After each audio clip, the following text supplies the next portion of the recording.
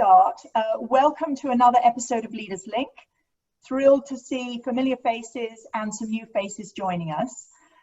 These are conversations that we have typically every week where we invite in leaders who are working in different parts of the world on some of the tough challenges that we all face. And today we're going to talk about a particularly tough one with a strong US focus. We're going to talk about the criminal justice system here in the United States, and in particular the challenge of mass incarceration and the disproportionate number of people of color, and in particular of African Americans, who are caught up in the criminal justice system and incarcerated for very long periods of time.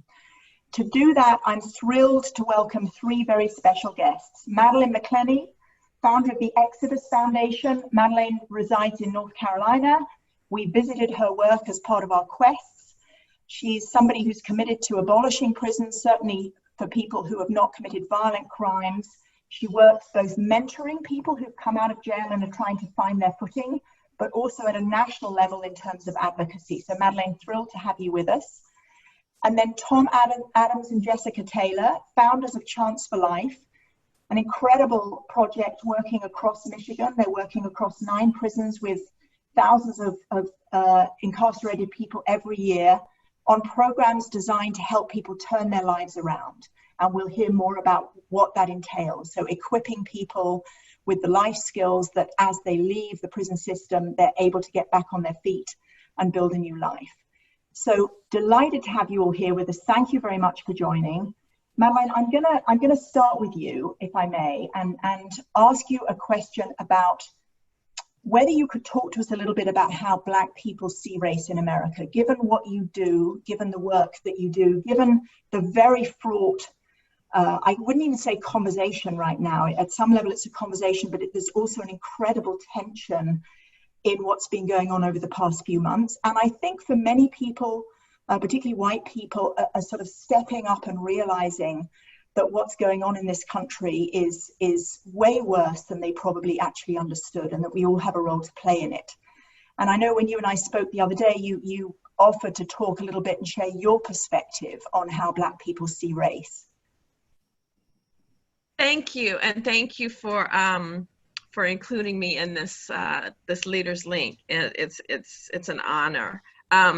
Little disclaimer: I cannot speak for all Black people. Right. But I do think that my comments will be, generally relevant and somewhat representative. So, race is understood by most of us as a mixture of phenotypes, right? Just to make sure we're on the same page, physical and cultural attributes. And ethnicity, we start talking about shared language and culture.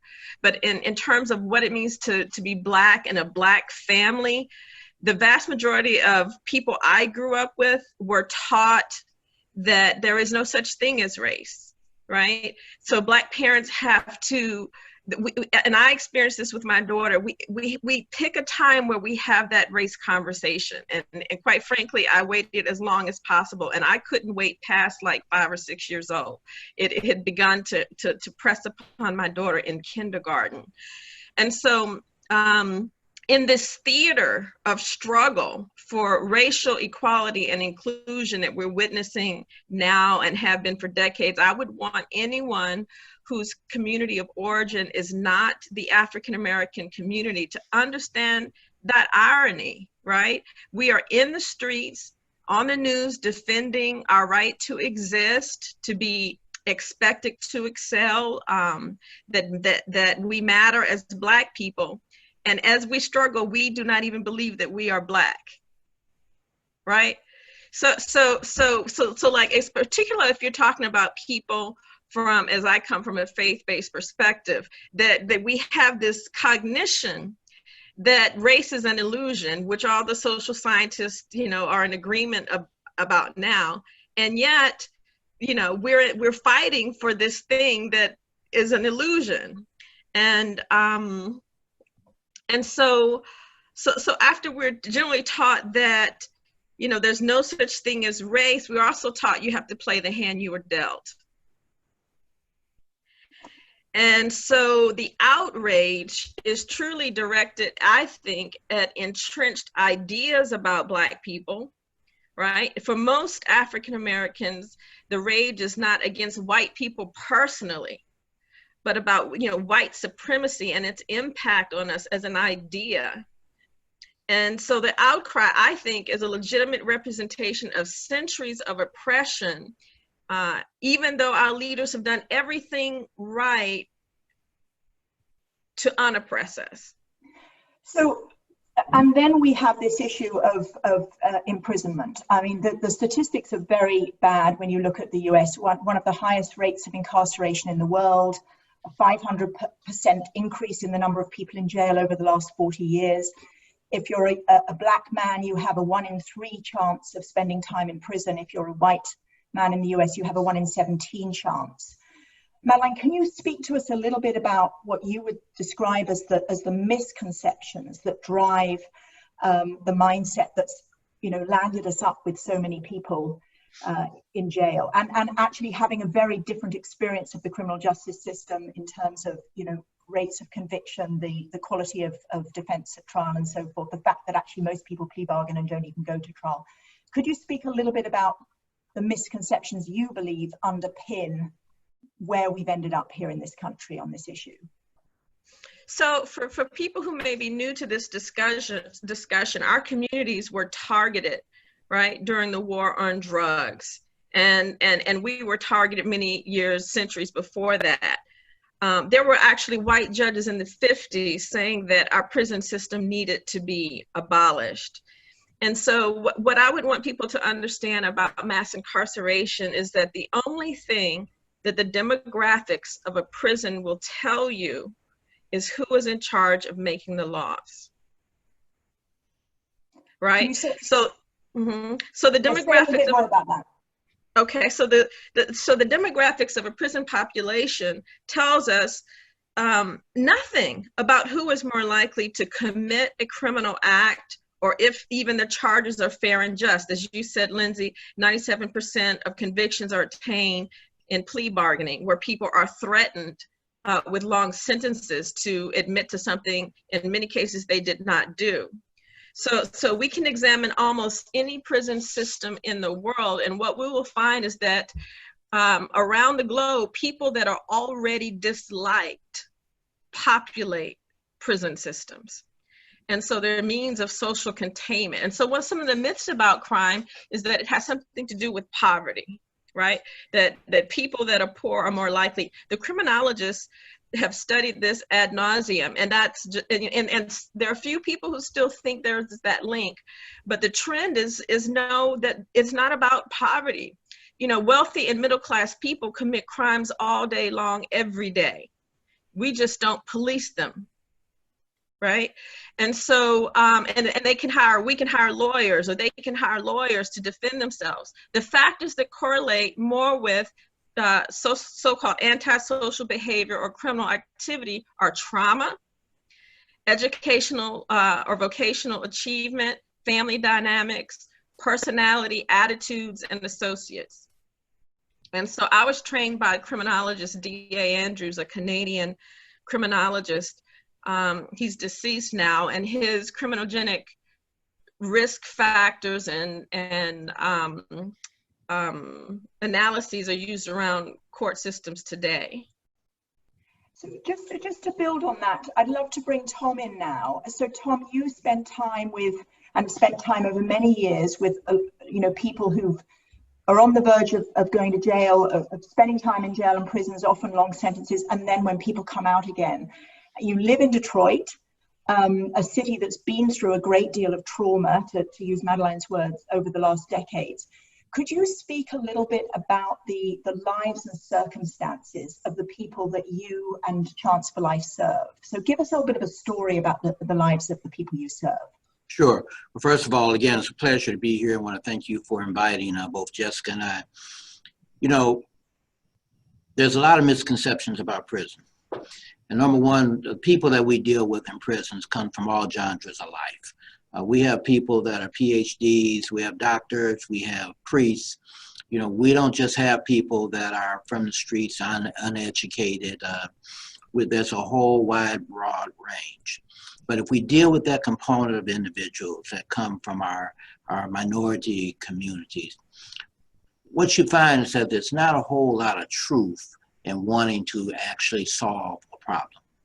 Because if there is truth in solving a problem, then you deal with all the circumstances that surround that problem, and you afford the individuals that you're trying to help the sufficient and the appropriate help to be able to have them either not go into that situation, or when they come out, to be able to come out and to prosper. Most of the individuals that we deal with, particularly the younger folks that have been incarcerated, live in a 6-block radius. And in that 6-block radius, they very rarely go out of that radius. So everything that's in that 6 blocks basically determines their world. When they watch television, they're not watching the news, they're not watching political programs, they're not watching speeches, but they're watching other things that tend to be focused towards the life that they lead and in the environment that they lead. So when they establish their cultures, they look at who is prominent in the community. Is it that pimp in the community that's doing well? Is it that drug dealer that has the nice clothes, the nice cars, the nice females? You know, who is in that community? What are the social ills of that community? How do you exist in that community? Does poverty, you know, if you're on welfare in that community, is welfare a norm? And if welfare is a norm, that's not something that you're necessarily striving to get out of. So that sort of dictates your life. And in that dictating your life, and you're not knowing anything else outside of that, you tend to do things that's going to lead you to a negative perspective. And that could either be going to prison or dying at an early age. It also limits your perspective about life, how people perceive you.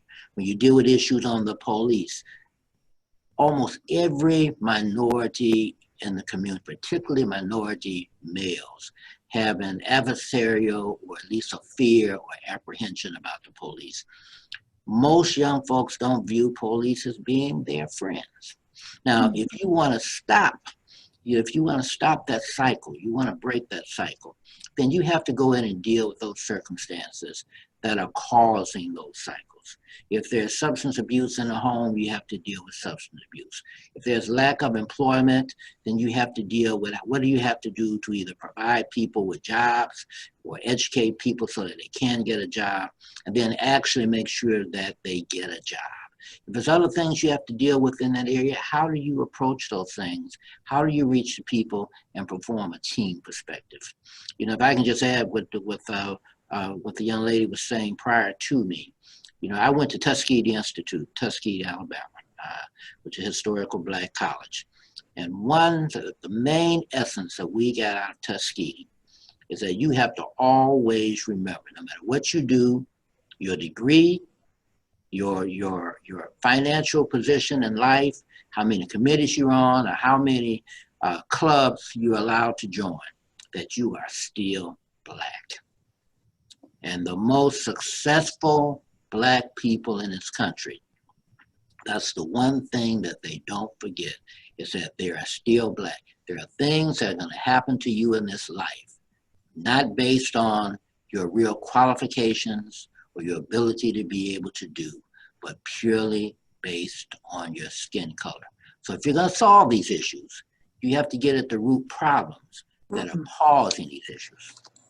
Great, great. So just if you expand a little bit on that, Tom, what are the things that I mean, there's many, no doubt, but that if you had to pick 2 or 3 things that you want to see change in the current system, particularly around justice, what would you pick?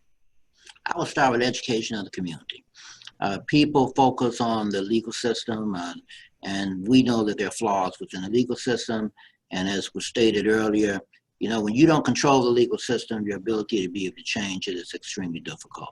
So what you have to do, from my perspective, is start with the individuals that it's affecting. And you have to go into the community and you have to train, you have to teach. You have to teach people how to deal with the system in which they're involved in and they live in. In addition to that, is that you have to teach respect for one another. And you have to teach the people that the people really control their own destiny. You know, that called Psychology 101. The first thing they teach you is that you affect everything around you by how you act and how you behave. So if I change how I act, if I respect people in my community, if I don't feel I have appropriate policing in my community, but my people have respect for one another, and we don't rob one another, we don't disrespect, we don't, perpetuate any negatives on one another, then we can actually self-police. And that's actually how we teach in the prisons. The way we've been able to bring down negative incidents to 40% and 90% in one is we actually just teach people to respect one another and to self-police one another, irrespective of the system. And it works, because when you respect yourself, others have to respect you, whether they want to respect you or not. We're going to come on in a moment to talk about the detail of the programs that you run with Jessica, but Tom, we're in the middle of the pandemic. Your work has had to move virtually. You're not able to enter prisons right now. And one of the things you were saying to me the other day was how the folk that you've trained up to be leaders within the prison system, many of them people serving life without parole, are leading the response to COVID in the prisons that you serve, and enabling people to stay calm in unbelievably difficult circumstances. You imagine being locked up all day and now not able to move around because of the pandemic. Could you just say a little bit about that, the response that your folk on the inside are leading right now within the prisons that you serve? Some of our prisons are the hardest hit. If we take prisons like the Lakeland facility, over 50% of the inmates in the Lakeland facility have tested positive. How many percent did you say? 50%. 50%. And I think that's the highest in the state. We go to many other areas. We have higher places like Parnell have a high degree of positive affected people. But what Chance for Life does is teach people how to exist in those environments, and that you don't necessarily get service by being combative or being resistant, but you get it by learning how to negotiate, how to interact, how to build relationships within the institutions in order to get people to come on your side and to see what your true need is and to listen to you. And when you can do that with both officers and you can do that with the inmates, then you have an environment where you can perform more prospectively. So your crime rates don't skyrocket in the prisons. You don't do self-harm to one another. And usually what you'll find in our prisons is that the people that speak out negatively or do negative things are people that are not involved in Chance for Life, but they've just been a common force. Again, it's about how you think. When you think the right way, when you think peace, when you think reconciliation, when you think relationship building to accomplish your goals, that has an effect in all parts of your life. Great. So I'd love to bring Jessica in now, and I just want to say a little bit of context. So I've visited many of the prisons that Jessica and Tom work in across Michigan, and one or two people on the line have visited with me and spent time with people in your programs. And I have to say, it's been one of the most moving, motivating, but also devastating experiences I've had since moving to the States, partly because you're working with fantastic human beings who've learned and grown hugely through your program. And clearly some people belong inside a prison, but other people arguably don't, especially after they've already served very long sentences. So Jessica, could you just speak a little bit? Jessica is, by the way, considered a mother figure to huge numbers of people across the prisons where she works. She leads the design of these life-changing programs and then equips people on the inside to lead the programs with their fellows. So Jessica, could you just describe a little bit what's the core of what you're equipping people with and teaching people? Well, the core, and good morning, everybody, but the core of what we're teaching is that how do you survive until people learn about who you are. Our people are suffering from a lot of things in prison and out of prison. And when Tom speaks about that 6-block radius, it's very difficult outside when you're teaching people outside. How do you stay alive until the police learn how to treat you? And it's hard to get them to come around and say, well, I'm going to change first. But you do, because we teach inside and out that nothing around you will change until you do. So you have to make that first move if you want to stay alive. So that's the premise of what we teach. How do you stay alive until others learn? And it's worked. So that's our premise, changing the mindset and getting people to change inside the system. They're saying, well, the system is against us, so we have to be against the system. You fight fire with water. That's our formula. Do not fight fire with fire, regardless of what you believe. So that we start from there, and they have to trust you.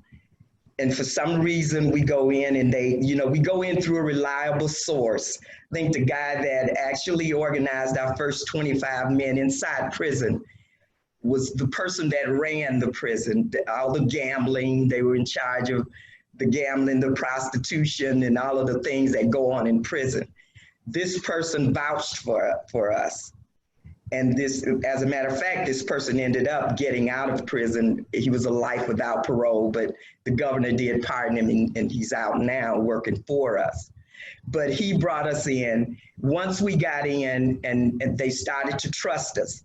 Once they trust you, now you can get into their mindset. Now you can get people to start changing. And that's what we've done. So. Could you describe a little bit what being part of the program it looks like? Because it's hard work, right? It's very intense. So describe what that looks like. It's very hard work because you have to start with yourself. And I tell them, if you can get around yourself, you're going to be okay. It's easy for us to change people, but it's hard when we have to change ourselves first. So that's where we start. We start with the individual. You have to show everything you learn in this program has to be demonstrated. You can't just talk it, you have to demonstrate it. And I think that's the most difficult part of that when you talk about transformation. You change the way you think, you live the way, you live that change. And that's what our people inside is doing. They actually live the change. And the more you practice, and the whole concept of getting prisoners to teach other prisoners came about because part of your learning and part of your change, you have to practice these things.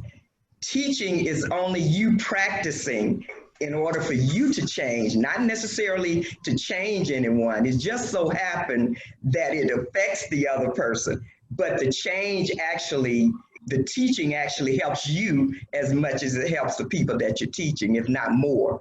So in order to teach, they live it, they do it, and pretty soon it becomes a part of them. Because without that practice, you can learn and you can know everything. But if you don't put it to action, it's not going to do you any good. Right. And that's what they do.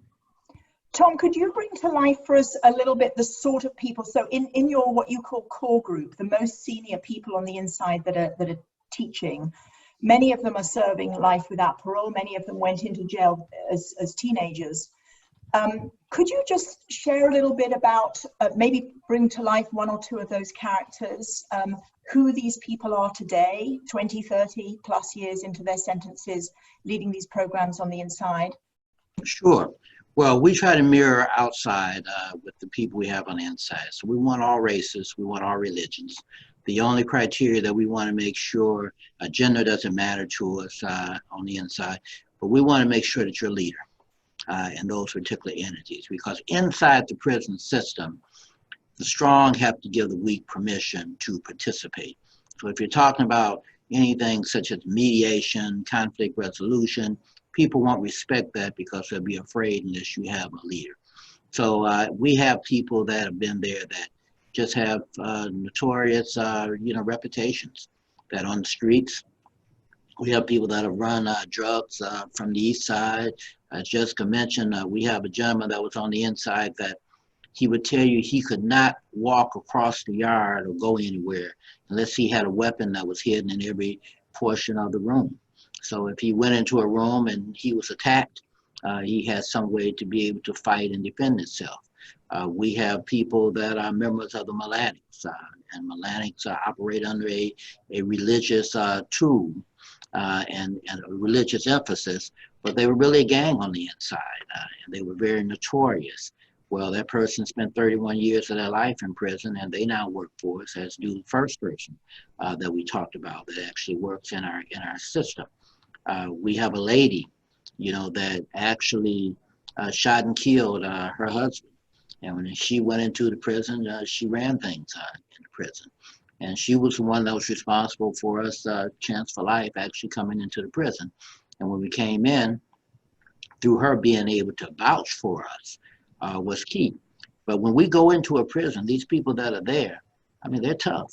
They run things. They have all the negative things that are going on within the institution, but they have it in their mind that it's something better for them.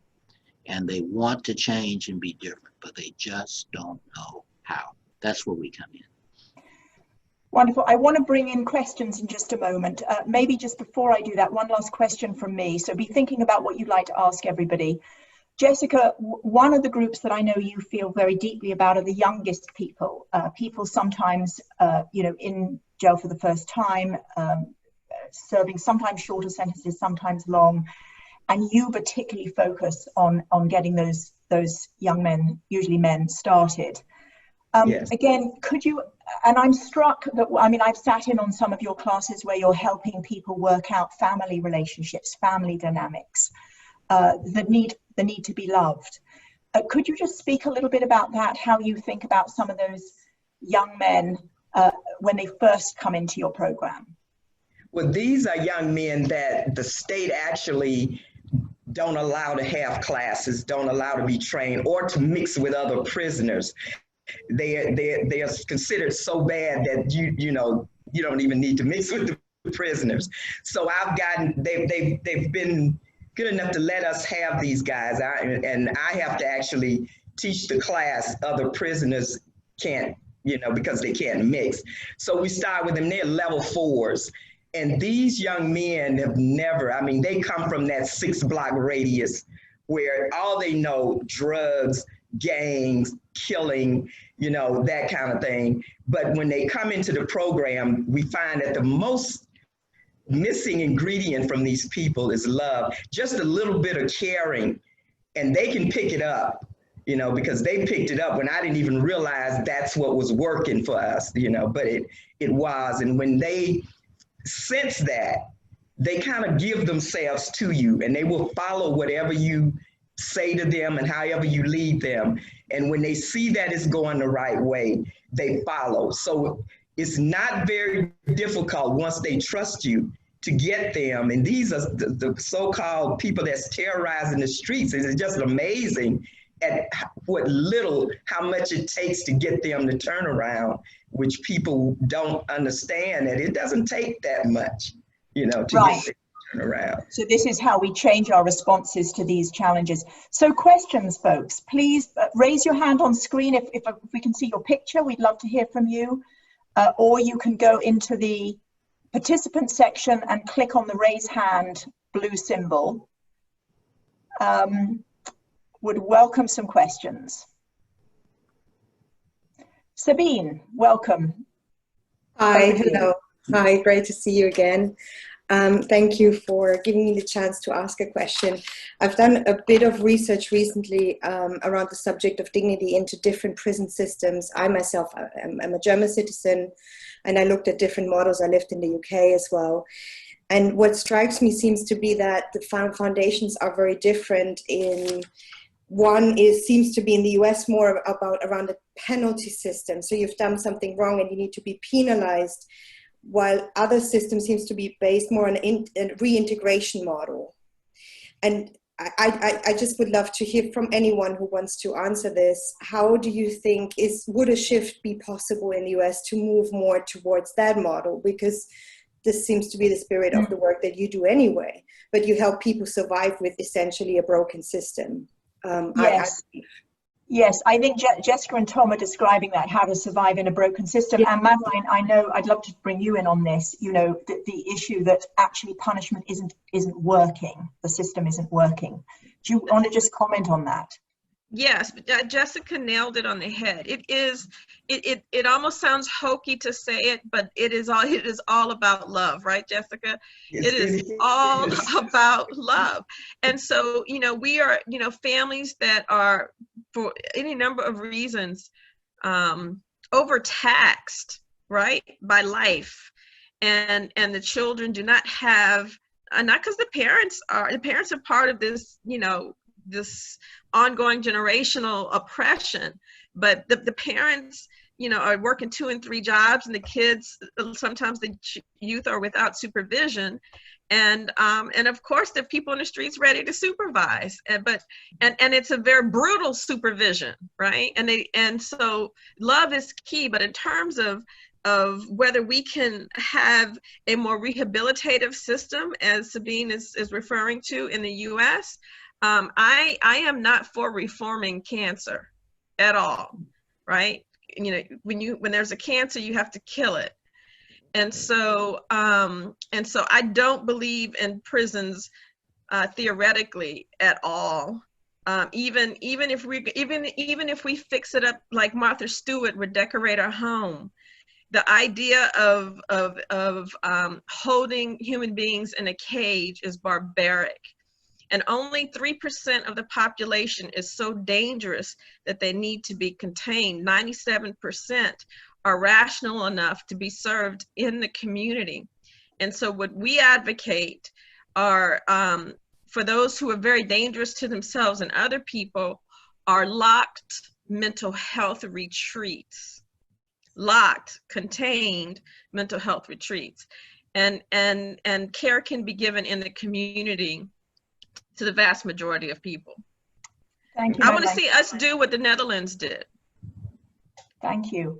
David, you've got a question, and then Sopnat. Go for it, David. Hi, Jessica. Hi, Tom. Great to see you here, and delighted to have a chance to ask a question, and also to explore the consequences of your program. I guess I was astounded by the changes that you had affected on and impacted on people. And I'm intrigued about how scalable the approach is, because your personal dedication is just so remarkable. But do you think it's possible to extend and scale? Point one. And point two, to those people who then, the lucky few who make it out back, what is the impact of the training on them as far as supporting their return to their communities? I'm intrigued by that. Definitely. Tom, you want to? Yeah, let me start off with that. Scalable, this program is very scalable. And I want people to understand is that where Jessica and I have been very successful in this love issue and so forth. And, we're not the only one that has a heart and that care. It's just a matter of identifying those folks and having them have the proper incentive as to what they do. I used to think years ago that because we didn't get any money for what we were doing, I really didn't understand why we weren't, because we were being so successful. But then I took it to a spiritual perspective. And the spiritual perspective basically just said, look, what really makes these people love and care for you is the fact is that you are doing it out of your heart. There is no money. You are suffering right along with them. There are times that you don't have money to get to the prison, but you get there. There's bad weather when people ordinarily wouldn't come, but you go. And there's no end to your program because it's all about your personal commitment. So that's what makes people care, know that you care, because the money aspect is out of it. You take my funding away, you don't see me anymore until I get it. That's the important piece. But is it scalable? Yes, it's scalable. There are people in every major city in every part of the country that have the capacity to be able to love. What the system has to understand is that once you identify those individuals, then you truly have to give them the appropriate financial backing in order to do it. Because people have to live, people have to exist, they have to pay their rent, they have to pay their car note. Everybody doesn't have a dual resource in order to be able to do. They'll take effective programs and give them a minimum amount of money, because they know they're going to be limited. They'll take programs that are ineffective and that they know are ineffective and give them a lot of money because they know they're not going to be able to produce. So yes, it is very, very scalable. We're in 9 prisons. We're going to 10. And we're going to 10 because we had a legislator say, I want you in my prison. Now, we can be in every single prison in the Department of Corrections here, but it really comes down to cost and how do you get to those particular prisons. Now, support on the outside, when a person walks out that door, you have to be there with open arms. And you have to have open arms with some type of consistency of what you can provide. People come home and they don't even know how to live in their communities. They don't know. Jessica has a very fluent family program that's going on now. And it's amazing the people that come in that don't know how to relate to people that have been locked up in the system, marriages that are destroyed, families that are destroyed. You need people to sit down and do counseling sessions with those individuals to help walk them through it. And those are not limited things that you just fix somebody and let them go. You have to stay with those folks because they're going to constantly need fixing. Jobs, you know, I mean, we have people, and you heard the whole adage. People come in and walk into a supermarket and they're shocked because now I get 50 to 100 types of deodorant I can pick. And before I only had one. I can't sleep in the bed because the bed is too soft. I can't be in a room because I don't want, you know, the room is too crowded and people don't understand. I'm not accustomed to being in crowds and people standing around me. People also come out, you know, that have done well in prison with this high expectations of, oh, you know, I'm going to come out and people are going to accept me and they're going to give me jobs and I'm going to get in programs. I'm going to be able to teach the kids and do all this. And then when they hit the doors and they don't find that, they're devastated. They're devastated. I think I'm right in saying that in your core group, you haven't had any people who've reoffended and gone back to jail once they've come out. Is that a correct statistic? We have a less than 6% recidivism rate. Right. And that comes down to just a few people that have gone back that have been part of core. And even in general, our recidivism rate is just extremely low. Fabulous. Sofna, let me bring you in and then Paul. Sofna, yeah, do come off mute and ask your question. Yeah, I just wanted actually to build on the recent discussion and bring up restorative justice that has been done in Australia and some European countries. I worked for the Ministry of Justice in Israel, and we introduced restorative justice in Israel. So I was wondering if you use any of those tools to integrate people who failed at one point or another into the society, because this is more systemic solution. So, yeah. Madeline, do you want to comment on that, or is that something you want to just say something about? So, you know, we are the group that helps people when they return home. We mentor. And this past year, I was trained by the International Institute of Restorative Practices. So I appreciate what you're postulating. And so, yes, we are going to, our practice is a restorative practice inherently, but we're going to integrate it more formally in terms of some of the repairs that need to occur within families, where people can circle up.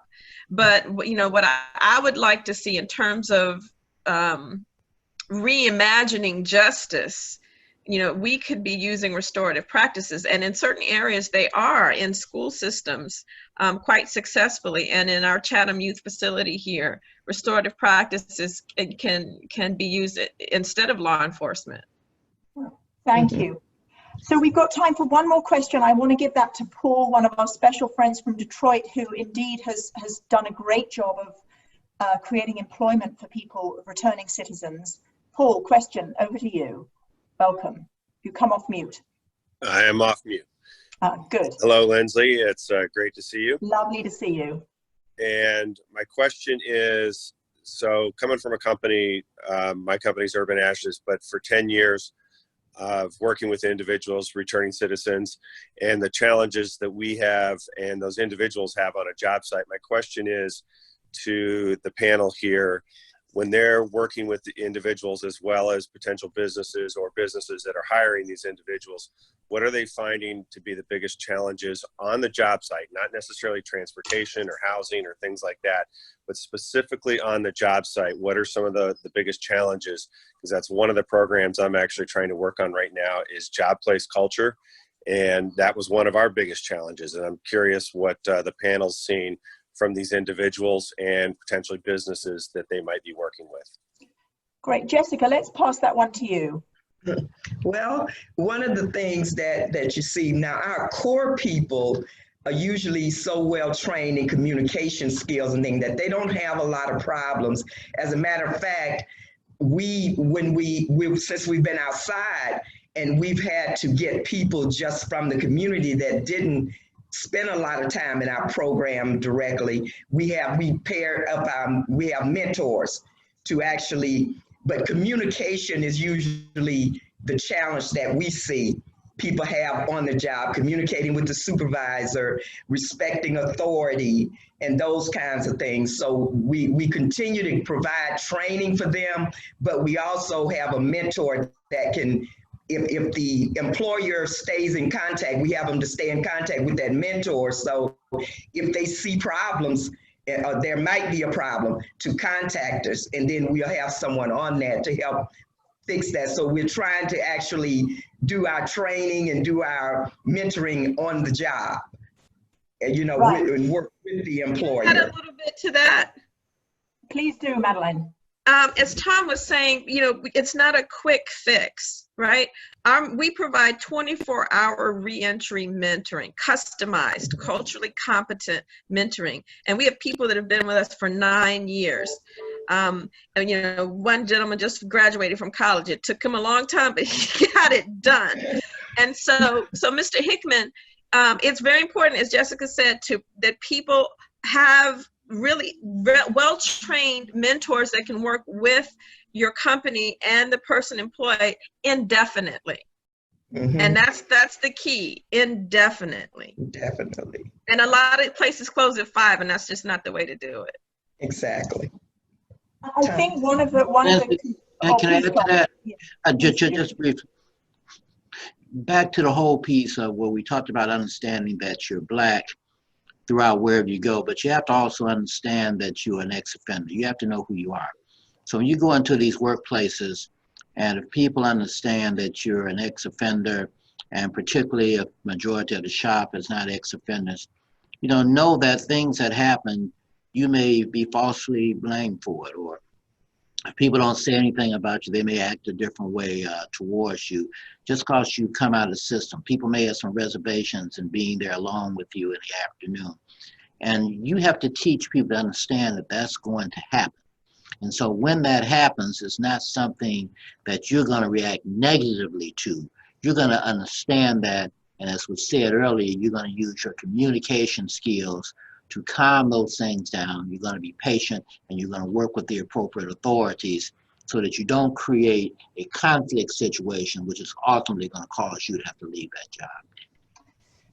Thank you very much, Tom. Thank you, Jessica. Thank you, Madeline. This has been a wonderful conversation. We really appreciate your time. I think one of the things I'd love to just say personally to the group listening is what I've learned from all of you is first of all, there's clearly significant problems with the overall system, and doing work with people when they are in the predicament of being in prison, in order that first of all, that they can live a different, better life there, and also as they come out into the community, that they are equipped to step up and to find employment and to build a life is actually vital. And it's happening only with a very small proportion of people. So this is really about how we use our resources differently. Tom, you alluded to this.